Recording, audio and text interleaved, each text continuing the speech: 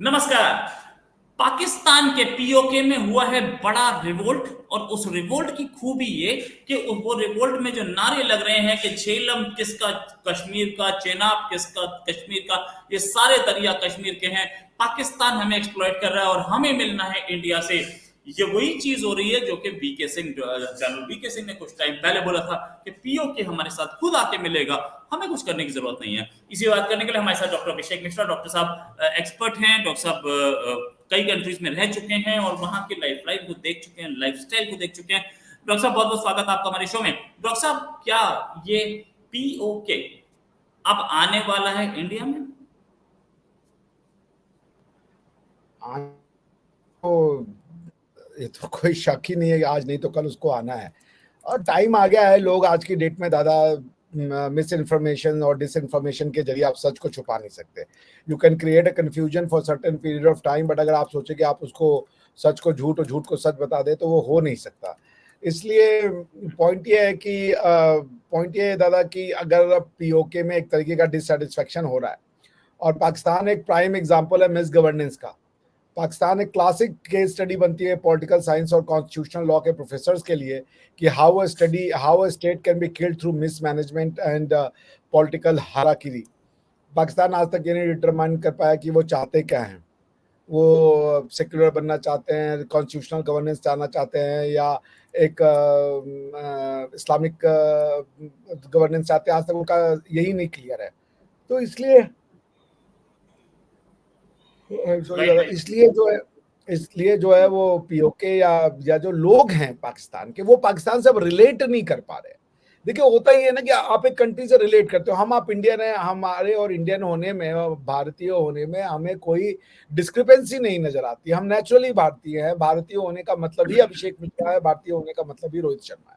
मगर जब भारतीय होने में और आपके होने में डिस्क्रिपेंसी हो जाए तो फिर आपको वो जगह समझ में नहीं आती। इसका मैं सादा एग्जांपल दे देता हूँ। आपको पता होगा, अभी दो हमारे जो इंडियन भाई बहन थे, दो इंडियन थे, वो डिफेक्ट कर गए पाकिस्तान। और उन्होंने पाकिस्तान में कहा कि भाई हिंदुस्तान में हमारा जीना मुश्किल हो रखा था, मुसलमानों का जीना मुश्किल कर रखा है, हमसे वहां नहीं रहा जा रहा था। तो उसमें हुआ क्या कि भारतीय होने में और मुसलमान होने में उनको अब वो उस स्टेट से अपनी जो बिलोंगिंगनेस थी, उस स्टेट से जो उनका लगाव था या उस स्टेट से जो उनका कनेक्शन था, वो फील ही नहीं कर रहे थे। वो खत्म हो चुका था, क्योंकि वो इंडिया को उसके ट्रेडिशन और हेरिटेज के साथ स्वीकार ही नहीं कर सकते। वो राम मंदिर उनके लिए एक अभिशाप है। तो पॉइंट ये कि वो अब ये है कि बाबरी मस्जिद को शहादत दे दी गई, लेकिन बाबरी मस्जिद नई तामीर हो रही है 5 किलोमीटर दूर पे, इससे मतलब नहीं है। क्योंकि वो राम मंदिर पे जब तक रहेगा तभी तक वो बाबरी मस्जिद रहेगी। लेकिन अगर वो 5 किलोमीटर दूर वही मस्जिद दोबारा बना दी जाए, और अयोध्या में 200 और मस्जिदों से कोई फर्क नहीं पड़ता, लेकिन बाबरी मस्जिद का इंपॉर्टेंस है। तो यानी ये पॉइंट ये है कि एक आदमी जब अपनी स्टेट से अपनी बिलोंगिंगनेस या कनेक्शन को मिस करता है तो वो फिर उस स्टेट में घुटन महसूस करने लगता है। उसी तरीके से पीओके के जो लोग हैं वो पाकिस्तान से कनेक्शन नहीं फील करते। रिलीजन का हाई डोज दे करके कब तक तुम रखोगे? एक दिन इस डोज की इंटेंसिटी कम होगी, और जिस दिन इस डोज की इंटेंसिटी कम होगी, लोग अपनी रूट्स को तलाशेंगे। और जब भी पीओके के लोग अपनी रूट्स, अपनी जड़ों को तलाशेंगे, तो उसकी जड़ में भारत माता ही मिलेगी और कुछ नहीं मिलेगा। Right, right. भारत माता ही मिलेगी। अच्छा, एक चीज और कि इतना बड़ा रिवोल्ट हुआ है। मैं अब खुद आप लोगों को अपडेट करता रहूंगा क्या रिवोल्ट। मेरे पास कुछ वीडियोस भी हैं जो कि ट्विटर पे चल रहे हैं। मेरे पास पर्सनल वीडियोस भी आए हैं अब मेरे सोर्सेज से कि क्या कैसा रिवोल्ट चल रहा है वहां पे। आर्मी के लोगों को और पाकिस्तानी पुलिस के लोगों को दौड़ा दौड़ा के मारा गया है पाकिस्तान में, पाकिस्तान के पाइट कश्मीर में। इसका भी बताऊंगा और रिवोल्ट किस लेवल पे पहुंचा है ये भी बताऊंगा मैं आपको। लेकिन उससे पहले अभिषेक मिश्रा जी से ये पूछेंगे कि पीओके के लोग क्यों इतना रिवोल्ट कर रहे हैं। मैंने वही कहा ना भी, आप पीओके में जो पी है वो ओके नहीं है। आप समझ रहे हैं? वहां के लोगों के हाँ, सही बात है। P is not okay. Yes, वहां के लोगों के साथ पी इज नॉट ओके। वो उसको जो है, अपने आप को वो सिर्फ और सिर्फ JNK मानते हैं, जम्मू एंड कश्मीर मानते हैं, कश्मीर को भारत से कैसे जुदा कर दोगे भाई? भारत की फिलॉसफी से, भारत की आत्मा से, भारत के ज्योग्राफी से कश्मीर कैसे अलग हो जाएगा? कश्मीर को आप पढ़ें, अलबरूनी को पढ़ लें, राज तरंगिनी पढ़ लें, कश्मीर भारत का आत्मा है, सोल है। अब आप वहां के लोगों को अगर आप रिलीजन का हाई टेस्टोस्टेरोन का, तो एक बात तो ये होगा कि जब भाई रिलीजन तो मेरा मैटर है, लेकिन जो सोशल मैटर है, इकोनॉमिक मैटर है, फाइनेंशियल मैटर है, इन मैटर्स का क्या होगा? उसमें जो पी है वो उनको वो सहूलियत प्रदान करने में फेल हो रही है। जो पी है वो सिर्फ ये कहती है कि हमारे साथ इसलिए जुड़े रहो क्योंकि तुम मुसलमान हो, और उसके बाद बाकी तुम्हारी ड्यूटी है कि अपनी जिंदगी को आसान बनाओ। स्टेट कुछ नहीं कर सकता। तुम्हारी ये ड्यूटी है कि चूंकि तुम मुसलमान हो तो तुम पाकिस्तानी हो जाते हो। तो पाकिस्तान की ड्यूटी पाकिस्तानियों के लिए नहीं है, लेकिन पाकिस्तानियों की ड्यूटी है कि वो पाकिस्तानी बने रहें अननेचुरली और आर्टिफिशियली। ये चीजें ज्यादा दिन तक नहीं चलेंगी। आप जब लोग एक समय के बाद जब उनको ये समझ में आएगा कि भाई हम तो पाकिस्तानी हो गए हैं, मगर पाकिस्तान भी तो हमको अपना कहे, पाकिस्तान भी तो हमारी जिंदगी में बदलाव लाए, पाकिस्तान भी तो हमको अच्छे पढ़ने के मौके दे, हमको अच्छी जॉब दे, हमारी लाइफस्टाइल को बेहतर करे। आप तो ये हो गया कि अगर आप कश्मीर से पाकिस्तान से हो तो आपको विदेश जाना मुश्किल हो गया क्योंकि आपको वीजा नहीं मिलता।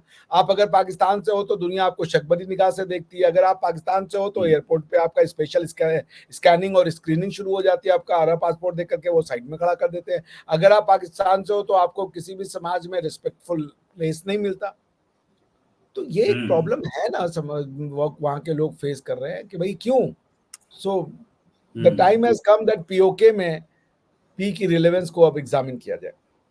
अच्छा, एक चीज और, क्या इंडिया मिलिट्री इंटरवेंशन कर सकता है पीओके को वापस लेने के लिए? क्यों हमारे जो पॉलिटिशियंस है, कुछ पॉलिटिशियंस यानी कि डिफेंस मिनिस्टर बोल रहे हैं कि हम लाइन के पार जा सकते हैं, और former army chief VK Singh बोल रहे हैं कि वो अपने आप आ जाएगा। लैंग्वेज में कहीं चेंज दिख रहा है। क्या इंडिया मिलिट्री इंटरवेंशन कर सकता है?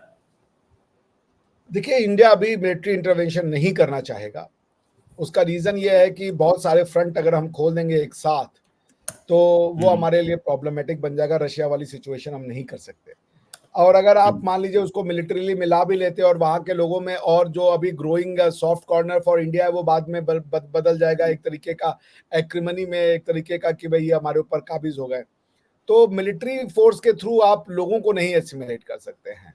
और आप अगर वो टेरिटरी ले भी लेंगे और वो आपके ऊपर एक फाइनेंशियल बर्डन हो जाए कि आप उनको अपीज करते रहो, उनके लिए स्पेशल लॉज बनाते रहो, उनको स्पेशल जो भारत के बाकी हिस्सों का राज्य का जो पैसा है वो स्पेशल पहुंचाए, सो दैट वो आपके साथ जुड़े रहे।